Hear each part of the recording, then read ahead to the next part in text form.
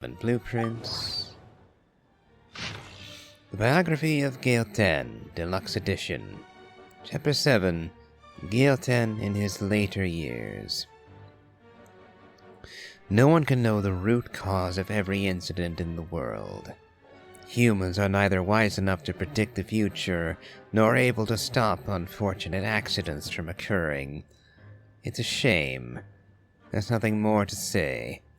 Elan Gaelten, in response to a question about his early years, from Nellie Cochran, chief editor of the Steambird. Cochran, I think? No, I'm definitely not good at my French pronunciations. After retiring from the Sandrone Research Institute, Gaelten declined all invitations from the Palais Mermonia and civic organizations from the court of Fontaine. Instead, he withdrew to the Beryl region countryside, living in near total isolation from society. Notwithstanding, even prior to this, the reclusive old man had never formed any deep connections with others. If we were to take Madame Nellie Cochran at her word, then Elan Gaelten was, at heart, a lonely shut-in, always burdened by a profound sense of insecurity. It was for this reason that he maintained a detached attitude toward others, as if by pretending to be unperceptive, he could hide the keen sensitivity of his spirit. He could not ease his own pain, nor share it with anyone. All he could do was enclose it like a pearl within the shell of his heart, shaping and polishing it with his very flesh and blood. Of course, Gaelten's students would not accept such claims, dismissing them as attention-seeking nonsense, and nothing more than a smear on their master's reputation. This was the main reason why Roger Cote, the third director of the Fontaine Research Institute, filed a lawsuit against the Steambird. He never employed any servants to tend to his daily needs. There were rumors that, in his youth, he had created a mechanical device capable of independent thought, and had used it to assist him in his work with Marie-Anne Gaelten at the Marechaussee Phantom. As a result, he had no need for servants. He only needed to create more of the same device. However, such claims were clearly at odds with the facts. The personal effects that Gaelten left behind after his death include nothing of this nature, and so-called mechanical devices capable of independent thought are entirely inconsistent with the ideas he expressed in his manuscripts. As he wrote in Hierarchical Calculating Machines and Intelligence, the real question isn't whether machines can think, but whether humans can. Fontaine, Natural Philosophy and Engineering Science Press, 3rd edition, section 13, page 5. We have every reason to believe that whatever contraptions Gaelten crafted in his workshop in his later years were deliberately destroyed long ago. After all, it's hardly uncommon for an engineer to discard their designs. Popular fiction has offered many flights of fancy about these contraptions, yet all such tales contradict the surviving evidence. Nevertheless, we recognize that, as a cultural symbol, Elan Gaelten's posthumous work has been instrumental in stirring the imaginations of the young.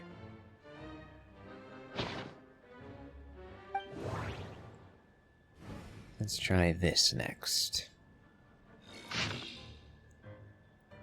The History of the Decline and Fall of Remuria, Collected Edition. The ocean gave birth to all, yet also devoured everything.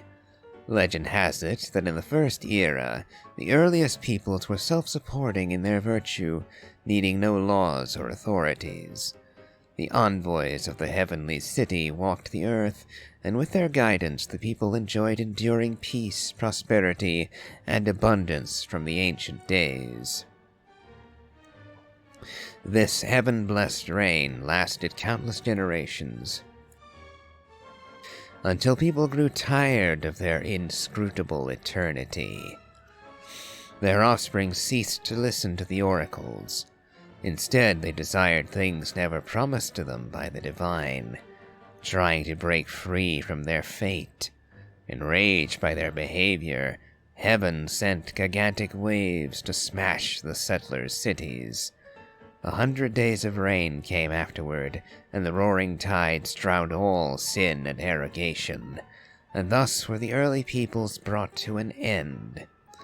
When the tide receded and the earth was revealed again, no cities nor civilizations now stood above the high waters.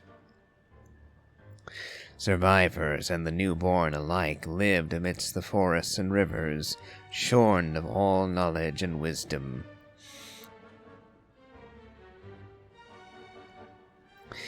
Human lives were no different from those of wild animals on the earth or in the sea, driven on by the laws of nature, muddling through time with neither beginning nor end. Untold years passed. The throne of Gurabad was established and overturned in the far south, and the noble kindred of the east once reached the rim of the high waters, all while our ancestors remained bound by ignorance and superstition. Civilization and order were finally restored to the land named Fontaine the day the great King Remus descended upon Merophis in his golden Fortuna. No, Meropis.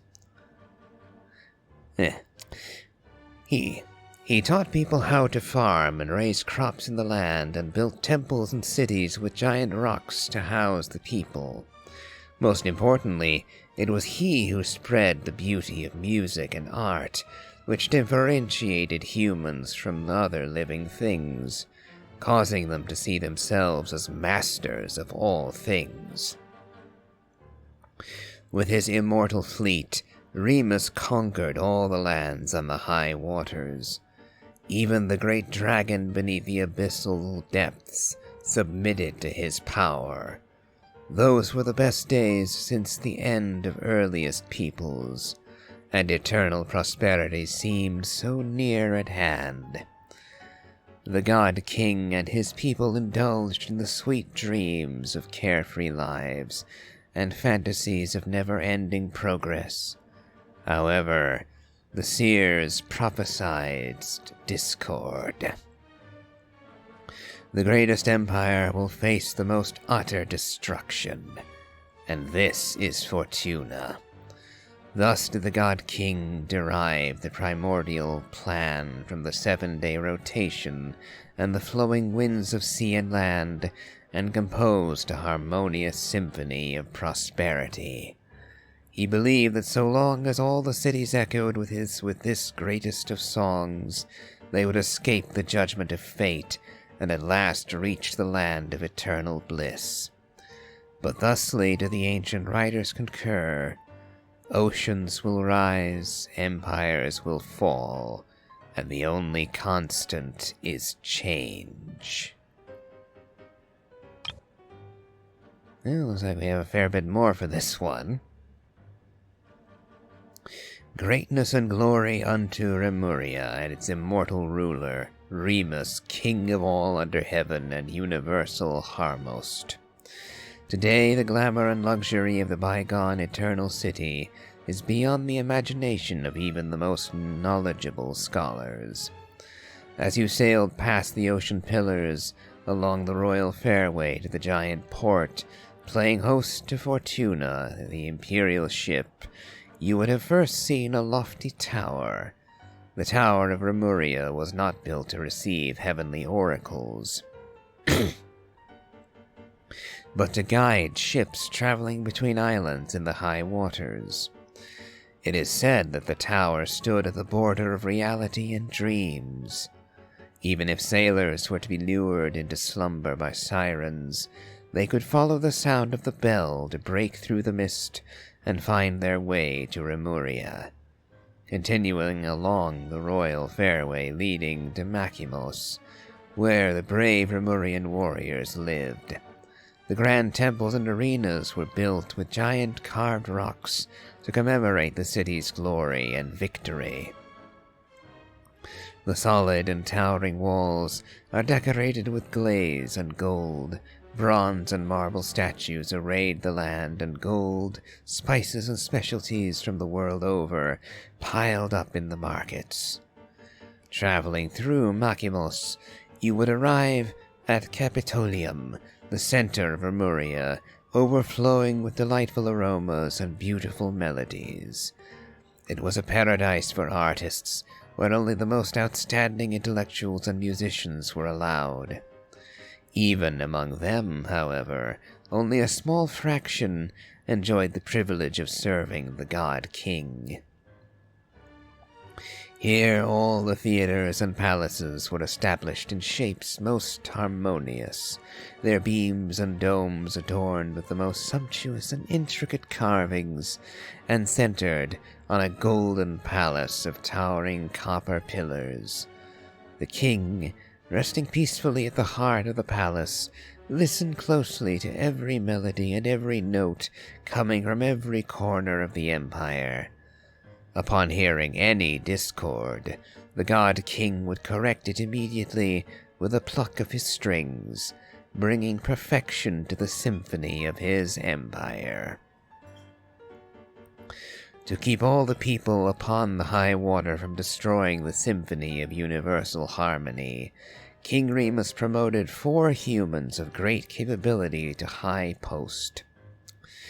He shared his power and authority with them, making them his partners in governance, the Harmosts for all cities, to eliminate all discordant sounds. To spread the harmonious symphony throughout the world, he built far-reaching fairways, which conveyed the melodies as never-ending ripples from Capitolium to every corner that sat above the high waters. Yet fate's decree was not for even such as gods to defy, and to even attempt to escape destined judgment was a mortal sin. Amongst the god king's sins, the most terrible was the attempt to pass power that should have been reserved for the godly domain to humans. Thus, this power and status led to corruption and decadence, leading to violence and revolts. Such is fate's cunning that it uses the very powers that rebel against it to its own ends. When the day of destiny arrived, Lemuria, the grand immortal city, faced an inevitable end. Today, the god king's melody is played only in Capitolium, and his mighty reign has ended. Thusly do the ancient writers concur. Oceans will rise, empires will fall, and the only constant is change. Humans, in their naivete, once believed that the reign of the King Remus and his eternal city would surpass time and fate to last thousands of years, just like the giant rocks comprising the ringed ritual sites. Until that day, when the earth collapsed all at once, the tall tower was uprooted and drowned in the titanic waves alongside the great hall of pillars. Until that day, when the royal fairways and temples were reduced to ruins and the city, along with its residents, warriors, intellectuals, nobles, and even the Golden Palace, as glamorous as the shining sun, fell into a chasm of eternal darkness. That was the moment when the absurdity of their eternity finally dawned on them. Glory to our noble navigator, the ruler of rivers and seas, and the queen of all waters. May she defend the law, and may her reign be long. Peace be upon all the realms of Fontaine, and all the people under the heavens.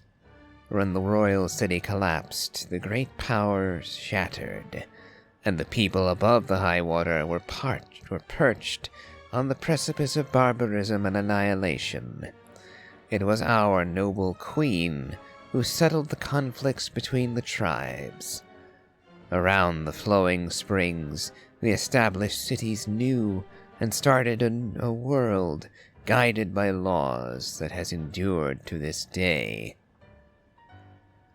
The tragedy of Remuria occurred merely a century ago, but its history has already become concealed in legends and superstitions. This does partly come down to the fatal catastrophe that destroyed it. So ruthless and swift was the disaster that all the researchers and literature capable of passing down said knowledge now sleep beneath the waters with the Eternal City. Another key reason is the purposeful distortions created by the mysterious researchers who claim to be descendants of Remuria. My job is to extract and reproduce the true essential shape of this magnificent ancient civilization with the universal rationality of history. In certain folklore that exists today, even the greatest of ancient scholars have been painted as soul-stealing magisters who entrapped mortal spirits within specially made magical golems, binding them into service. To be sure, the Remurians did make such terrifying golems, which to this day may be found ruined out in the wild. But this may only be blamed upon the moral degeneration that came upon them in Remuria's later days. Its people had forsaken their noble duties and embraced hedonism and debauchery, accepting the violence they inflicted on others, and thus were they also violently destroyed. Just as the ancient writers concur, oceans will rise, empires will fall, and the only constant is change. Quite the grim tale.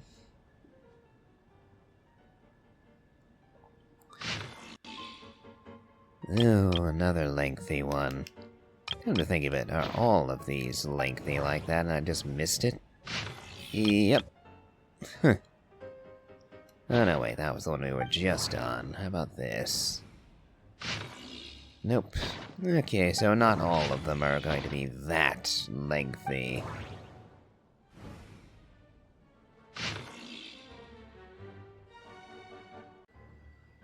Time Trekker Collected Edition. This is a story from many years ago. After the evening banquet, Miss Aviva, who today would be Lady Nenonena... Nope, let me read that. Nenonenen was, as always, theatrically grousing... grousing, yeah. I'm not doing too well with this one. Theatrically grousing to us about the all-too-swift march of science. Though her grasp on engineering is even less firm than her knowledge of what Hatsumi Island's soil quality, and of course she knows nothing about the latter either, but self-proclaimed interest in engineering was in vogue among some ladies and gentlemen at the time. Our ancestors had already conquered this land thousands of years ago, she said, as she cleared her throat, twirling her jade-plumed and blue gem-encrusted folding fan, while endeavoring, in vain, to wear a visage of despondency. And a few hundred years ago, they conquered the oceans with ease using new diving equipment. Today, some noble young folk have suddenly got it in their heads to use a so-termed gravimeter to break free from the Earth's shackles and conquer the skies. And surely, I fear, their dream may yet become reality in the near future. Indeed, it is just as you say.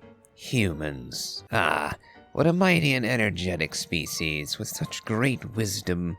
No matter the circumstances, humans ever seek to change their living conditions with unimaginable passion. The Steambird editor immediately opined, In truth, when it comes to mechanical engineering and theory, humanity is already on par with the Creator. They have conquered most of the natural world, and by their will they can shape this world anew. "Ah, that's not what I meant to say," Miss Abiva said with an affected sigh. "Those distant and dark unknown continents, those ruins hidden deep beneath the seas, all that romantic exploration and trailblazing, such great achievements, that which has put the glorious achievements of our sciences and reasoning on full display, have all but become lost to our civilization. Our forebears reached too high and achieved too much, leaving too little for us to explore or conquer. Could there be a sadder fate befall those ladies and gentlemen amongst us who were born to crave the exploration of the unknown?" Here her pretentious invocation of the legendary King Archidai's words seemed an attempt to prove how truly this state of affairs hurt her. However, everyone simply sat around lazily, at most giving polite nods. Lady Ella lightly yawned. Seeing how no one answered, Miss Aviva's enthusiasm faded, and she proceeded to switch the topic to next week's ball. This was evidently a more popular topic, and the stiff atmosphere once again grew lively. Monsieur Rotard was just about to regale us with a tale he had heard in Sumeru regarding a tower, a mage, and a glass ball, but before he could begin, Mr. Cerise, who had remained silent till now, interrupted. "Good Miss Abiva, the things you said certainly left an impression on me." He lit a cigarette. "However, you need not worry. There is still one space that has yet to be subdued by humanity. Indeed, if the required techniques do not emerge, I fear it will never be." "Where's that?" Rotard asked, a sullen look on his face. He had been so very confident about his monkey story, after all. "Time." The room fell silent momentarily before all present broke out into laughter. "What preposterous talk," Dr. Rayner declared, trying not to laugh. "Firstly, how can time be considered a part of space? Can you separate yourself from time and exist independently in space alone?" "What do you mean?" "I mean to, at this moment, still be speaking to me, and in the next disappear without a trace. Is this possible?" He waited for a moment, as if waiting for the others to think.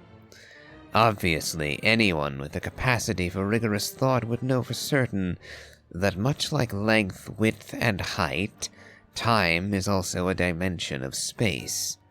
As such, it is a part of nature, and can thus be conquered. "Utterly preposterous," the doctor muttered, but did not refute the statement. "I have been involved in research of this sort for some time," he continued, "and I have come up with a machine that can allow people to travel through time as they please. This machine will be ready in 2 months. At that time, Miss Abiva, I invite you and all the ladies and gentlemen present here to my workshop, to bear witness to humanity's next great achievement, the conquest of time." Miss Abiva did not speak. In fact, from her expression, our noble friend did not understand Mr. Cersei's words at all.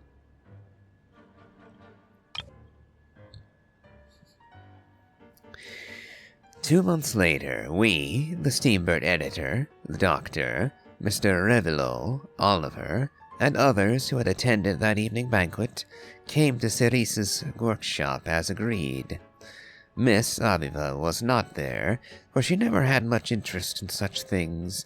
but instead found more meaning in attending a social ball at Salon Carita.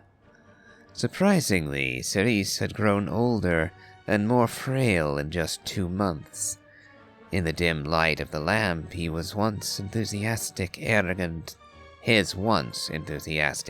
expression had hardened into something indifferent and solemn, almost like the emaciated ascetics of Sumeru. He welcomed us to take our seats, speaking in a calm tone. "Well then, how is your plan to conquer time progressing?" the Steambird editor asked directly. "Where is the time machine you spoke of?" Cerise did not reply. Instead, he pointed to the desk next to him.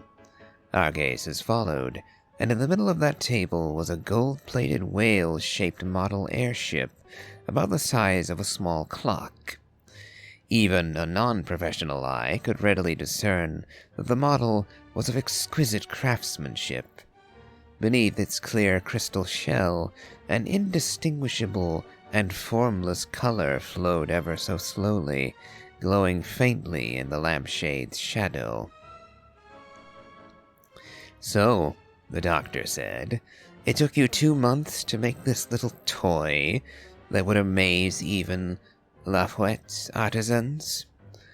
"It certainly looks like nothing special," Cerise said, an inscrutable emotion shining in his eyes that could almost be called pity. "But this is simply a projection the object has left in this moment, just as one can only see a thin line when viewing paper from the side." "Blithering nonsense." For some reason, Cerise did not refute that statement, merely asking us in a calm tone to hear him out concerning his time travel experiences. We agreed, and so he began to tell the story I shall now relate below, without interruption from beginning to end. For all of you, it was 2 months ago when I first told you of the idea of a time machine. Similarly, it must have been a week ago when I finished constructing said device and stepped into it, initiating the very first instance of time travel in human history. The strange sensations that came over me as I traveled through time are beyond words, just as there are no words with which one can impress the star's brightness upon a blind person. About 20 minutes after this, though describing time travel by using subjective time is quite meaningless, the machine ceased operation. I looked about me then and realized that I was in a Remurian imperial settlement. The grand temples and arenas carved of titanic stone would make the Opera Epiclese hang its head in shame, while the creations of Elaine Guyoten would be little more than a child's wind-up toy before the towering Remurian golems. I can't help but imagine that if Marionette were to read those lines, she would be rather miffed. Moving on. Just as I was beside myself in awe, a few patrolling troops discovered me. Seeing my strange style of dress, they took me to be a spy for the barbarian tribes. They seized me, naming me a lowly slave, a degenerate believer in a false god, and threatened to throw me into a deep cistern to feed the vipers. Fortunately, the local Ideal, I later found out that her name was Idea Anavana, realized that my identity was anything but ordinary, and had me sent before her. She endured my calamitous grammar and catastrophic accent. At that time, I could not even pronounce Remuria, with it coming out something more akin to Emuia, while asking me many questions, which I answered truthfully. Quickly, she accepted the fact that I was from the future and showed me a stone slate that the slaves had recently dug up. The slate was a perfect square, each line and column engraved with 7 symmetrical sequences of symbols. These were not in Lemurian script, but rather the characters we use today. Regardless of the manner in which the text was read, or the order or direction, the information within the text did not change. It was an elaborate riddle involving dogs, pastures, cyan finches, the summer rains, the song of roses, the Rishbalun tiger's stripes, and the ordered patterns of rocks. Despite my longtime love of wordplay games, this endless cycle of riddles made me terribly dizzy. For some reason, I knew that I must solve it no matter the price. I spent half a year doing so, alongside Idea, and as it turned out, the key to deciphering it lay with the name of a slave now 30 years dead, while the answer was a date set several hundred years after the Empire's fall. I bade Idea farewell, and stepped back upon the time machine, forwarding myself to that date in hopes of finding the secret behind that stone slate. There, I met several marechaussee hunters, and they showed me another stone slate, which again had 49 mirrored characters on it that formed another riddle. Again, the answer was a date, one set in a future still further off. Following these stone slates' directions, I crisscrossed the fabric of past and future, shuttling back and forth 13 times. Each stone slate's riddle was trickier than the last. One of them could only be cracked using a bad romance novel that would only be published 300 years hence. The 5th word of the 37th page of that book would form a conjugate with the full name of the 375th Mython Gardenage officer from 375 years ago. Another riddle cipher was based on a white flower that will only bloom several millennia into the future. I know not its name, and its pistil structure is very strange indeed. It might be a mallow of some sort, but I cannot be sure. That flower is nourished by skylark calls, and so one of the clues to its cipher was the number of ribs on a skylark during Lemurian times. I suppose that is, generally speaking, just how the riddles worked. The final stone slate came from the underground storeroom of the Basil Elton Memorial Museum, and had naught but one number on it: 0. I do not know what I was thinking at the moment. After all, setting my destination to 0 is an action utterly devoid of meaning, but I punched the number into my machine all the same, and pulled the control lever. After who knows how long, the machine stopped. I sensed that I was floating atop a sea with no waves or tides, where even the wind did not exist at that moment. The sky that loomed overhead was not blue, but a dark red adorned with countless stars, pale and distant, like salt frost lining the shore. I stared at this very first of oceans, transfixed, and several minutes passed before I realized that there was something shadowy hidden beneath the placid surface. It was the Palais Mermonia, which should not be there. At that moment I could hear someone call me by name.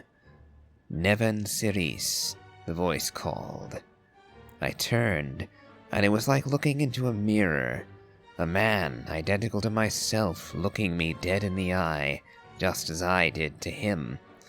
Neven Siris, he continued, you wish to conquer time. No one can do that. It was you who left those riddles behind? It was you who left those riddles behind. He repeated my question as if it was an answer. Those riddles are part of time, and every matching symbol is time itself. So, the final answer to the riddle of time is 0. 0 is not an answer. Instead, it is another mystery, for the answer cannot be found in the riddle, he said. The answer to time's riddle is a mirror. Or perhaps I should say that this is the answer that is simplest to comprehend. When two mirrors face each other, time is the infinite reflection of light therein. Countless diverging, converging, and parallel lights form the illusion we call time. There is no past or future, for the past is the future. As you stand here at the moment zero, and look forward along the gap between the two mirrors, all beams of light fall along the same plane, and not one may escape. The Palais Mermonia had already sunk long before it was ever built, and the sunken palais will be raised anew. Joy, sorrow, tears, and death must infinitely recur, for this is the nature of a mirror. Similarly, you can never conquer time, just as you can never grasp your shadow in your hand. Perhaps it was horror or momentary frenzy, but when he finished, I whipped out the firearm I kept for self-defense, leveled it at his head, and pulled the trigger. The room was silent. "I do not expect you to believe me," Cerise said as he stood up, his eyes sweeping the room. "Just take it as a bunch of bunk that I made up to cover up for my inability to make a time machine. Make of it some lame tale, a dream born purely of delusion.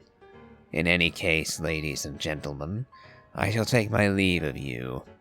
My future self awaits a riddle that I must set him." I never saw Cerise Nevin again.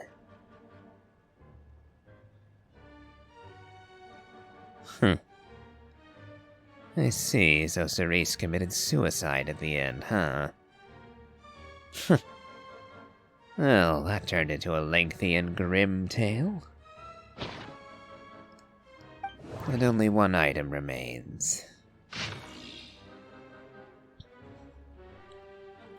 Great Detective Herlock, the Alchemist and the Clockwork Saint, Chapter 6. So the story ends like this. Herlock sat down and lit his pipe, but the rest of us, whether it was Agent Gina, Miss Jacoba, or the Commissioner, Miss A. Chie, looked at one another in confusion. You must still remember that the locations of the 4 previous cases were equidistant. There was a symmetrical pattern between the time, space, and even the first letters of the 4 victims' names, Herlock said. This is also why Gina's deduction was completely off the mark. The murderer knew that she, possessing basic knowledge of the mystic arts, would assume that the followers of the Lilia Crucius Ordo would treat the patient as a necessary ritual sacrifice. So the culprit let her believe that her assumption was entirely correct.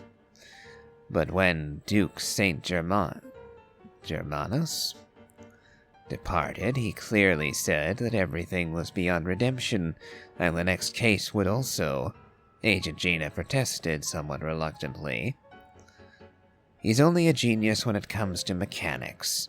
In everything else, he's just an ordinary person. Herlock paused, then continued. He's always been the type to like things he can fully understand, just like you, Gina. Ah, I get it, Miss Jacoba shouted suddenly. My dear Herlock. Oh dear, Herlock. Now everything's crystal clear. The 4th victim's death wasn't a carefully planned murder. It was pure coincidence. He only wanted to kill those 3 unfortunate gentlemen to avenge his comrades from the Lilia Crucius Ordo. But the traps he set weren't limited to just those 3 locations. He was worried that the plan might fail, since the 3 victims were all well-protected figures, after all. So he added a few extra traps. Yet he never expected that, with Gina's interference, the plan would go far more smoothly than intended. Miss Jacoba, please don't speak as if I were the accomplice. Agent Gina's face turned as red as her sunsetia as she protested indignantly. How adorable. Indeed, Herlock said calmly. It was unclear whether he meant that Miss Jacoba's deductions were correct, or that Agent Gina was indeed an accomplice. Most of the experimental devices proposed by the Liliacritus Ordo are built based on simple, basic tree model logical structures. They do not recognize their own masters, following only the commands that were initially given, so they end up killing said masters. This is why I keep saying, don't put too much trust in Clockwork Mecha. Unlike humans, machines have no heart. I remained silent as usual, but Miss Jacoba glanced at me with what seemed like a hint of puzzlement. What's wrong? Why are you standing there in silence? Is there something on your mind? No, I just didn't expect the truth to be so simple. Of course, my understanding of Clockwork Mecha cannot compare to that of Duke St. Germanus, but I've done a bit of research. To suggest that those mechanisms were merely activated by Mr. Marcello's mishandling seemed a bit too contrived, but to imply that there was another mastermind behind it all felt like stretching into the territory of conspiracy theories. After all, no one besides us could have pulled off the operation I envisioned, so I decided to abandon further speculation, choosing instead to enjoy the reactions of the adorable Agent Gina.